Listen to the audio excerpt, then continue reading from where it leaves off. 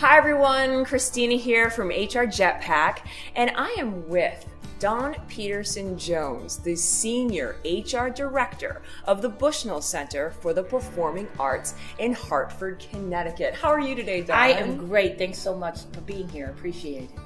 Absolutely, it's great to be here. I'm going to ask Dawn just a few quick questions, pulling from all of her awesome HR experience to share with you. So we're going to start with number one, what's the difference, if any, between being an HR manager, an HR director, for a nonprofit organization like the Bushnell and a for-profit organization?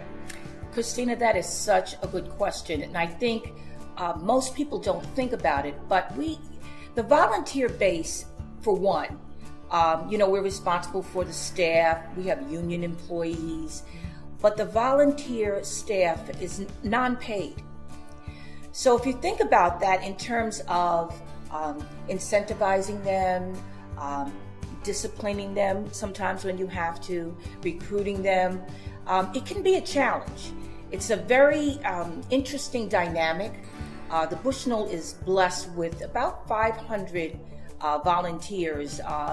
It fluctuates here and there, but they're very dedicated. They do an awesome job, but there can be challenges. So you have to work very, very closely with the managers in that area to make sure they understand what you can and cannot do with a volunteer in all those areas. So that's one aspect. Another is recruiting the kind of staff that you need to work in a nonprofit.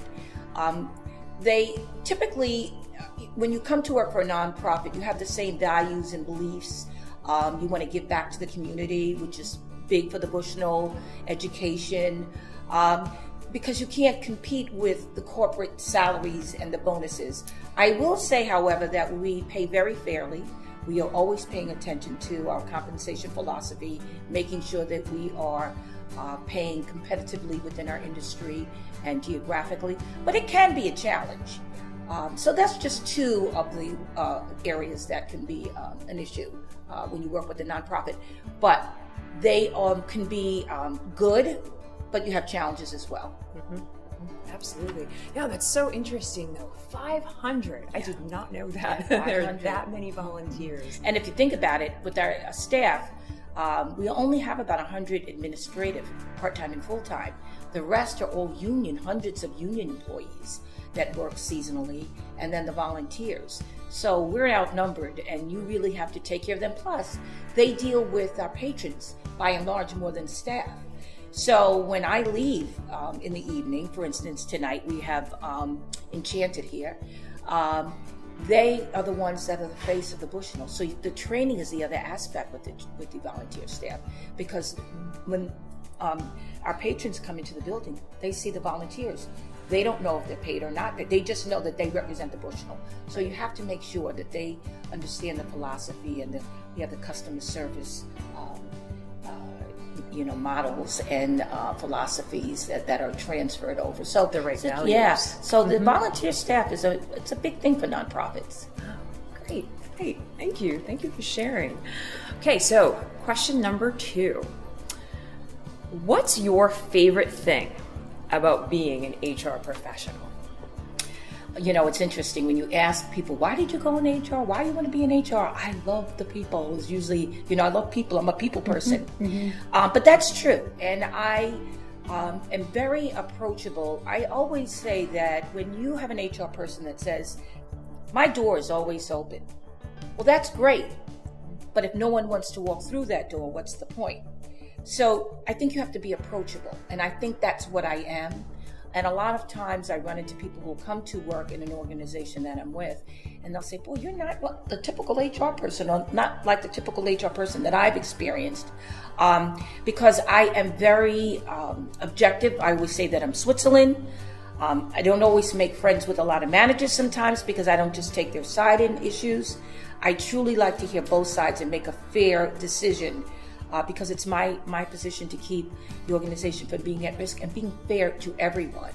And at the end of the day, when I go to bed at night and lay my head down, I have to know that I've been fair and good to the employees, to the managers, and I think that I have the right temperament for that, and I think that I bring that value, and I think an organization that I'm a part of benefits from that. So I really enjoy that aspect, to be able to deliver that.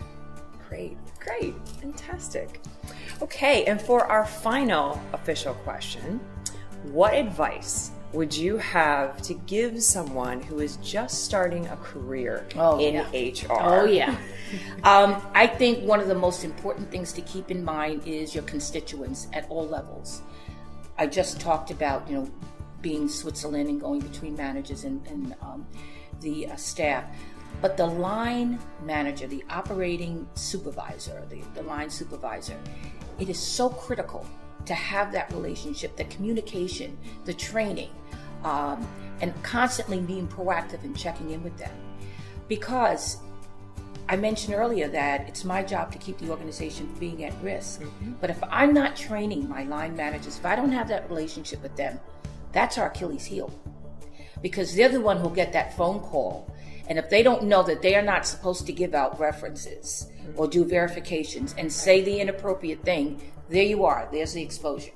So when I work for an organization, and here at the Bushnell, I have such a great relationship with the supervisors, the managers, and they know there's certain behaviors they absolutely, and sometimes they joke, they know the right thing to do, the right calls to make, because we have that kind of relationship. So that is critical, having that good relationship, good communication with the line managers. Same thing with the C-suite, being a part of the strategic plan as you want to move the organization forward, making sure that you know what that plan is, you're involved in it, you have say in it, so that you can make sure that the staff and the resources are there to move that organization to the next level.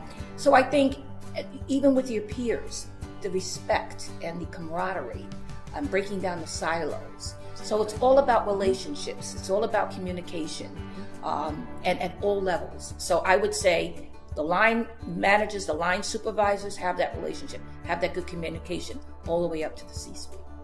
Great. Fantastic. Thank you. Thank you Appreciate so you coming in much, today. Dawn. Yes, you. it's been an absolute pleasure meeting it. you.